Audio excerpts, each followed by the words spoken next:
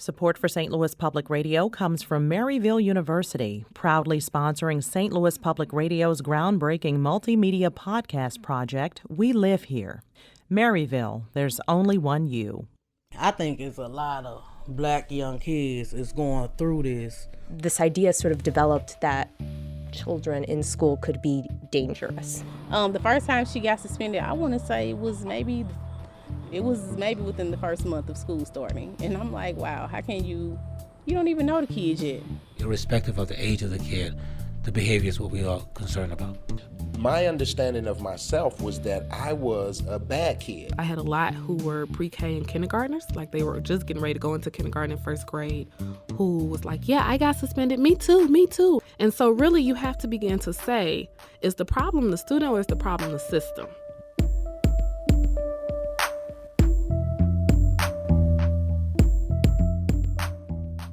That's just a sampling of what we heard while reporting on racial disparities in student suspensions. Hey guys, it's me, Camille. And me, Tim. And if you've listened to our past work, then you already know there are countless examples across the country where data show when it comes to school discipline, all kids are not being treated equally. In Missouri, this is especially true for black students who get 40% of the suspensions, yet only make up 16% of the student population. And when a kid gets suspended in these early grades, when they're 5, 6, 7 years old, it can put them into what's called the school-to-prison pipeline. And across the country, there's a growing movement to cut off that pipeline before it gets started. Locally, the Ferguson Commission recommended a ban on out-of-school suspensions in kindergarten through third grade. As it stands, that decision would have to be made by individual school boards. Yet, here's what Missouri's Education Commissioner, Margie Van Dieven, told us last fall when I asked her about whether or not students in kindergarten through third grade should be getting out-of-school suspensions. No, I personally do not believe that they should be given out-of-school suspensions. But they are, and according to our analysis, it's happening to students of color a lot. If you spend enough time with state data, a picture starts to emerge, and it's this. In Missouri, when white kids in these early grades act out, they get kicked out of class. But the black kids, they get kicked out of school. We live here. We live here. We live here. We live here. A project exploring race, class, power, poverty, systems and the people they touch. I'm Tim Lloyd. And I'm Camille Stanley. And from St. Louis Public Radio, this is We Live Here. So on this show, we're going to get into all sorts of data, talk to some experts, and we'll see how this is playing out in other parts of the country. But first, we wanted you to meet Kiana Fields and her son, Johnny. It's early in the morning, and Kiana is running the comb through Johnny's hair. You gonna have a good day at school today? Yes. Kiana lives in a tiny little brick home about a mile from the Mississippi River on St. Louis's north side, and her 8-year-old son Johnny is a second grader at Nance Elementary. So Johnny, what's your favorite thing to learn about in school right now? Math, spelling words, and learning new books. Yeah, tell me about your grades this year. I hear you're doing pretty good. Really good about my grades. I got a lot of S's. And you were what? Be on the road. How does that make you feel to be on the honor roll? That's pretty cool. It makes me feel like I'm a good student, a smart student. It felt great because I thought I wasn't going to get on the road. That I have been doing good instead of doing bad. I thought I'm proud of myself. That feels probably pretty good, Mom. That's gonna make me cry. No, don't cry. Okay, I'm not. Once I cry, it's what? Happy? Tears. Okay. Almost as soon as Kiana finishes bundling Johnny up in a coat, he darts out the door and makes a beeline for his bus stop. He ready to leave me. I'm like, oh, damn, baby. Have a good day. Can I tell you, have a good day? Can I catch you? See how he is so happy to go to school this year. And last year, he missed 38 days. So just think, as a child, how he feels so much better, happy this year. 38 days. Let that sink in. That's basically 2 months out of school. Not because Johnny was sick, not because Kiana was homeless and going from place to place. It was a choice made by school administrators. Back in the living room of her home, Kiana pulls out a well-worn manila folder that's stuffed with school records. So right here where you can see, and he got suspended right behind it. There's paperwork for all the 1-day, 2-day, 5-day, and even 10-day out-of-school suspensions. It was so hard because I was like, this is messing with my baby life. Kiana knows her son can be a handful. He first started acting out near the end of kindergarten, overturning desks and fighting with other students. Kiana doesn't dispute that those things happened, but the response from school administrators seemed way too harsh. She says the school even tried to bar Johnny from his kindergarten graduation. I told him that's not right, So they did let him go to the kindergarten graduation, but they had him like back. You couldn't even see him. He was like in the back of the row. She thought maybe this was a phase, but it wasn't. When he got to first grade last year, Johnny kept acting out in class, and the suspensions got longer and longer. And he started saying things like, I want to kill myself, I hate this school, I wish I died. And it was like he was crying out for help. Just to be clear, like along the way, nobody with the school said you should go see a psychologist. Nobody said, let's try and diagnose what these issues are. No, I was the only one. Something inside of me said, you know what? You need to go get your baby some help. Go see a psychiatrist. Something just told me, go and take him to get help. A doctor diagnosed Johnny with ADHD and depression, but the out-of-school suspensions kept coming. It was it was hurtful. I had to go to the library because I had to be the teacher. I did not give up. That's why he wasn't behind academic. We went to the library. I requested work. Keeping Johnny on track academically wasn't Kiana's only concern. At one point, the Department of Social Services calls Kiana to say they're investigating a child abuse complaint against Johnny's assistant principal. According to state documents, the school administrator dragged Johnny down the hall by his hoodie after he had an outburst in class. Johnny, witnesses said, told the assistant principal she was choking him and asked her to stop dragging him. But because he had no physical injuries and because he was, quote, out of control, the State Department determined the incident didn't rise to the level of abuse. The assistant principal is no longer with the district. As the suspensions continued, Johnny's psychologist told Kiana to go see an attorney. When she saw them days after 38 days, she said, I'm taking your case. I'm going to help you. And then I started crying. I cried. And when she saw me cry, she said, I'm going to help you. I said, please help me. I said, I don't want my baby to be stupid.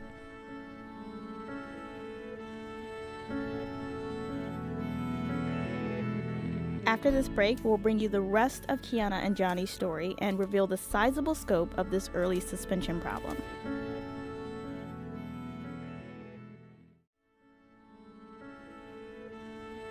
Let's get back to the story of Kiana and Johnny.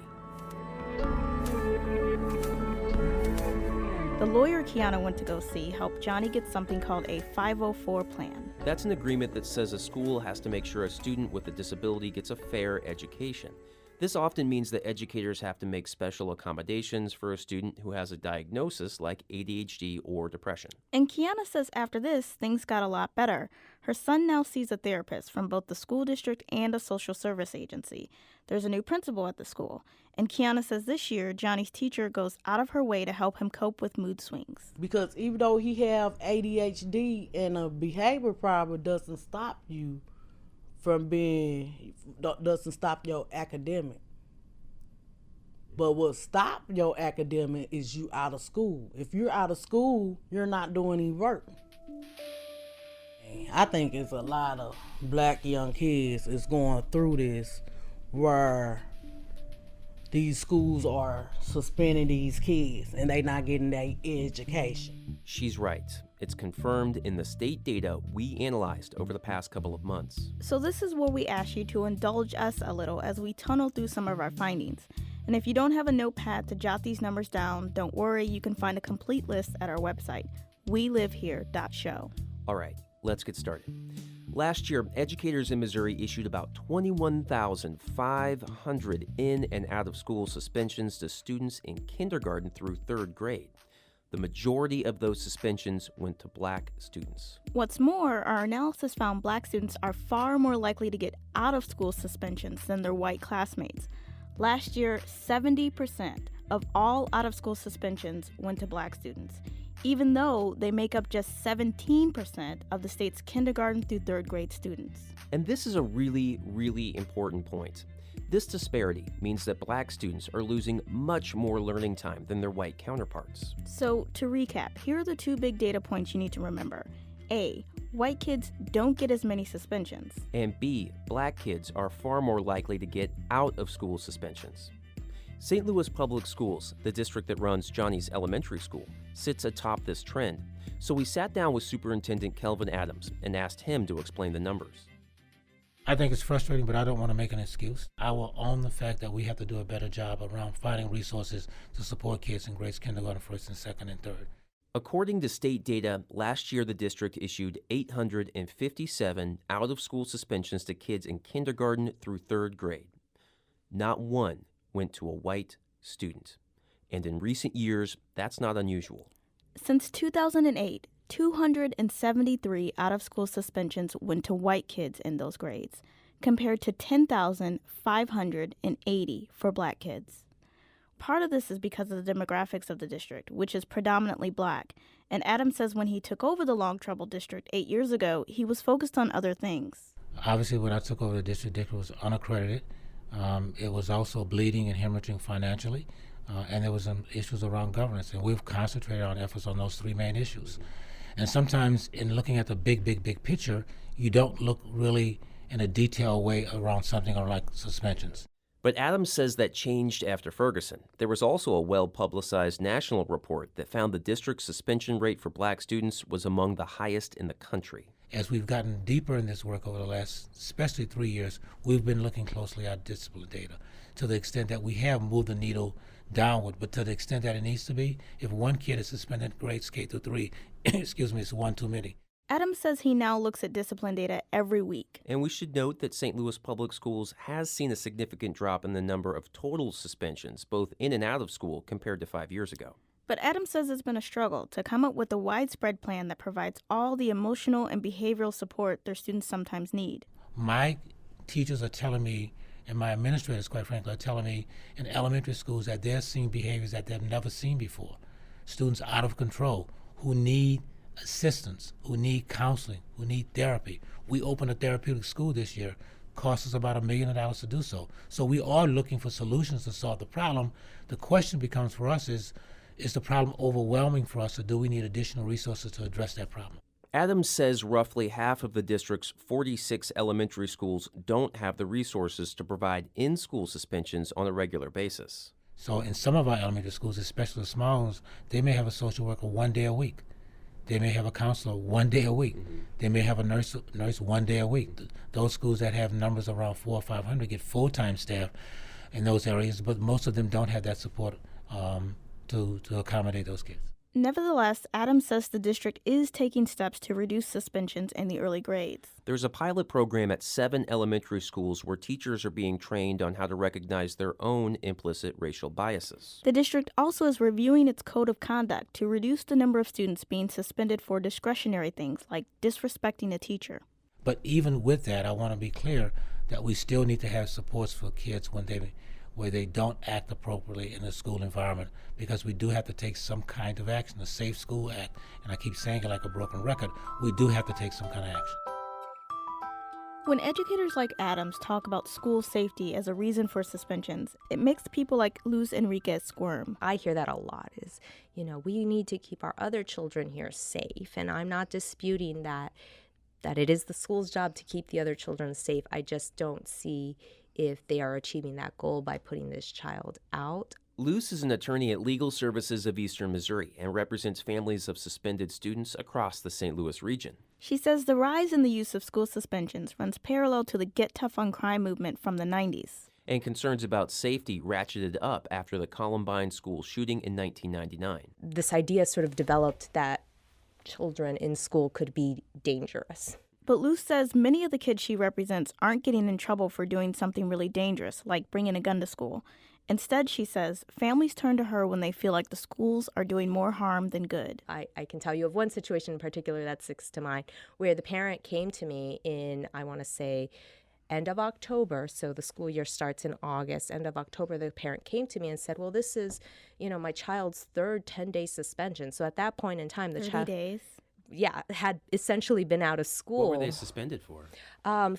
They always classify it as somewhat different, but it's usually like the disruption. Sometimes they try to categorize it as assault. It's really when this 6-year-old boy was having outbursts and throwing desks upside down and throwing papers on the floor. And, they would say, vandalism, like...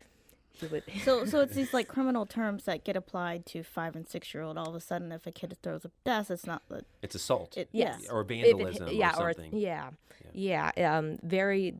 The terms that they use sometimes, I always think, well, yes, if they hit a teacher, they'll try to call it assault on a teacher. Under the Code of Conduct, they have those definitions, so they're separate. They're not the criminal definitions, but they're the same terms that they try to use, and I think the mindset is it's very similar to the criminal term, when in reality, in my opinion, he needed additional services that were not being met at the time. Luce says she sees lots of these cases, and she doubts state numbers tell the whole story. Many times, Luce says schools issue what she calls de facto suspensions. This is when kids are sent home, but no suspension is recorded. Either way, Luce says, the results can be devastating. Children are intelligent. They know that they can pick up on the fact that they are not wanted and that they are seen as bad apples or the troublemakers. And I think that just continues to perpetuate the internal stereotypes of the expectations that child is expected to live up to, and the stereotypes among the district folks and the teachers about what they expect of that child. This cycle has been going on for decades now, and not just for young kids here in St. Louis. In fact, one of the most recent flare-ups over this issue happened just a couple of months ago in Boston. Like Missouri and the rest of the nation, the bulk of suspensions in Massachusetts go to Black students and students with disabilities. Peter Balanon-Rosen, a reporter for Boston's NPR affiliate WBUR, produced a series of reports on suspensions in the early grades. And when he got into the numbers for his state, Peter picked up on the same thing we did here. There were a lot of pre-K and kindergarten suspensions. Were you surprised by that? Yeah, I was. I wasn't really aware that this was a practice, so I decided to take a look. Right, and wasn't there a main offender that was particularly kind of really high in these pre-K and kindergarten suspensions? Exactly. So across the state, there were 603 pre-K and kindergarten suspensions in total last year. But at one school, a school right here in Boston called Up Academy Holland, they recorded over 10% of the entire state's kindergarten suspensions. And in general, that school, they suspend 1 in 11 of their students, while Massachusetts schools suspend 1 in 33 on average. Wow. Yeah, and there's sort of an interesting backstory behind Up Academy too, right? Right. So they were a former failing public school. The state said, hey, your test scores are really low, and they took over the state, and they placed it in control of this private company, Up Education Network. So what's it like these days at Up Academy? I know you were there just recently. Well, students, they start every day with this chant. We are Up Academy, H-O-L-L-A-N-D. Across the school, 2nd and 3rd graders walk silently to class. The rules are explicit. No talking in the halls. Up Education Network CEO Scott Given says structure is important. I think that it helps to create an environment where students can focus on learning. The Up Education Network turnaround plan embraces an approach based on the controversial broken windows theory of policing. That theory says crime will be reduced if you crack down hard on little things. At Holland, that means detailed rules and automatic consequences. So, Peter, let me cut in here. The folks at Up Academy Holland, they say that this approach is working, though, right? Scores are actually up. Yeah, if you're measuring the school by test scores, things are working out well. Their test scores are indeed going up, but some parents and lawyers that I spoke with say that's not the whole story. I spoke with a lawyer who represents students who have been suspended or expelled, and she questions whether the school is actually following the state laws that are meant to keep kids in school and learning. In the past year and a half, she's represented 7 students at Up Academy Holland, and she says lots of time parents are getting these informal suspensions where they're getting calls or texts saying, hey, your kid's being disruptive, come pick them up. And one parent, Charlene Sutton, said it created an environment that can be unfair, to say the least. Her son Jaden was in first grade when Up Education Network took over that school, and she says he was sent home over and over. How could he learn anything by them calling, come get your son every minute? He can't learn nothing like that. They were actually homeless at the time, and Charlene said it was really hard for her to get over to the school. And on top of that, Jaden, he's diagnosed with behavioral, emotional, and developmental disabilities. So he's a troubled kid, but he's also a kid who acts out. According to some discipline records that I saw, he tried to run out of class 3 times in one day, and he also stabbed a classmate with a plastic knife. But more often, Charlene was saying that she was getting called for less obviously dangerous behaviors, things like kicking a whiteboard, trying to drink Purell, eating paper, or running out of school. There was something else in your reporting that really kind of sent a chill down our spine. This thing about a calm down room in the school. What is that? So it's a separate room where staff say they take kids who are so escalated that they can't control themselves, that they're too dangerous for staff to handle. And they put them in this small room.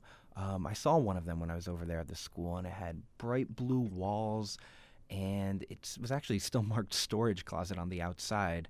They put kids in there by themselves and, give them the time that they may need to calm down. Staff members say that they're always keeping an eye on students, even if they're outside of the room. And Jaden's mom sometimes found him there, right? Yeah, she would say often she would come and pick him up there. She's not alone either. Another parent that I spoke with, Malika Williams, her son was in kindergarten when he went to Up Academy Holland, and she remembers the first time she saw one of those calm down rooms. Tears just started coming down my eyes because they remind me of like a hospital ward room for psychiatric. And I remember at that moment, I said, my God, this is not okay. So they've pulled their son out of Up Academy Holland after he was suspended 10 times in the first half of this school year. And he's in another school, a Boston public school. And the family says life is very different. When we pick him up, he runs over to the car. Mommy, I had an excellent day. I'm so happy. He's happy.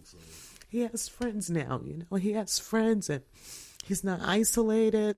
So after some of my first reporting on this, the network actually called me back to say that they were banning pre-K and kindergarten suspensions. Actually, the morning that my story on kindergarten suspensions aired, I was at the Boston School Committee meeting later that night, and that's one of the first things they were talking about, looking into their code of conduct and seeing how it affects kids in the early grades. And I think there is a real conversation happening about this in the state.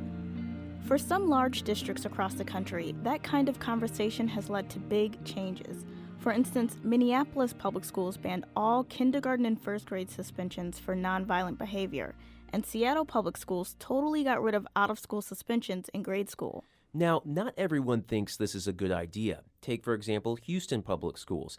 It looked like they might put a ban in place. Then earlier this year, the district's school board reversed course, saying it was best if principals decided how discipline is handled. But nowhere have officials gone further than in California. In 2014, Governor Jerry Brown signed into law a bill that banned out-of-school suspensions for students in kindergarten through third grade. And while there is no shortage of experts and administrators with opinions about this policy change, we really wanted to get a teacher's perspective. Which is why we gave Monique Segura a call. Hello. Hi, Monique. Hi. Hi, this is Tim with St. Louis Public Radio. Hi, Tim. Nice to hear from you. Monique teaches kindergarten in the Orcutt Union School District, which is a roughly 3-hour drive up the coast from Los Angeles. And I've been teaching for this is my 23rd year. And she says over the years, she's noticed a change in how kids act when they get to school. We definitely have had to work harder and smarter on how to get the children to be appropriate in the classroom. So a lot more time is spent on behavior these past few years in my teaching career than I was needing to do before. Nevertheless, Monique says teaching under California's new ban on out-of-school suspensions for kindergarten through third grade students hasn't really been a big deal for her. A lot of us think it's really a good thing. It only benefits the children because it gives them another chance. It gives them, it doesn't put a mark on their record. It doesn't already categorize them as a child who has issues. Monique is also a local rep for the Teachers Union and sits on a statewide board that's studying California's new rules for suspensions. Part of her job is to tell teachers about the policy change. And she says not everyone is on board. There's reluctance to take something off the table that you might, years down the road, think there's a need for, and the challenge of getting that back. You can't foresee the future to know if that's something that you would need.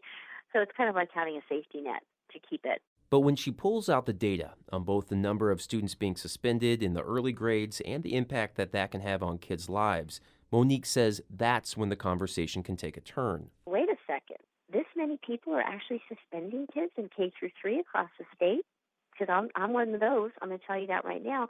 And some of them said, wait a second, I need to do this, and I need to keep doing this. And others said, well, why are you doing it? I think it really has opened a conversation, and that needed to happen. The California law also limits suspensions for a broad list of behaviors that fall into the loosely defined category of willful defiance. This can include minor things like talking back to a teacher. Researchers and educators say it's in this category when racial bias can be especially prevalent. And a year after the law went into effect, California saw almost 36,000 fewer suspensions. Here in Missouri, the movement around school discipline reform hasn't been as swift as what Peter saw in Boston. Or the statewide policy changes in California. But that's not to say it's being completely ignored. And St. Louis Public Schools Superintendent Kelvin Adams says this is a problem the district can't solve on its own. While the data point says St. Louis Public Schools, you have too many kids K through 3 that are being suspended. Really, what it really should say is City of St. Louis, your school district has too many kids that are being put out of school, and what can we do as a city, as a community, to support that kid? That's really what this is a question about. We take the onus, no if, no ands, and buts about it, and we're incrementally trying to chip away to try to address what the issue is, but we can't do it in isolation. And we're going to make some headway, but we can't fix the problem unless everybody's at the table.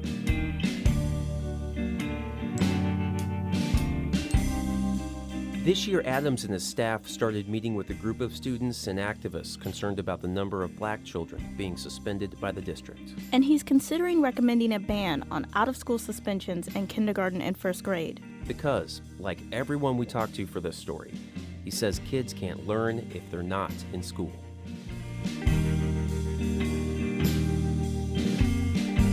So if you like this show and you like the reporting that we're doing, here's what you can do to help out. Go to iTunes or wherever you get your podcasts at and subscribe to We Live Here. And if there's an opportunity to give us a review, we prefer the 5-star reviews. We do. We like the 5-star reviews. And also, what's that thing? Sharing is caring. So if you share us with your friends and find us on Twitter at We Live Here STL, join in on the conversation we're having. It helps out. Yeah, and you can check out our new website, which is welivehere.show. .show, not .com. Not .org. Not .net. Not .edu. .show. We live here. .show. Yeah. All right, so We Live Here is produced by me, Tim Lloyd. And me, Camille Stanley. Shula Newman is our fearless editor, and Cassie Morgan produced our theme song. And from St. Louis Public Radio, this is We Live Here.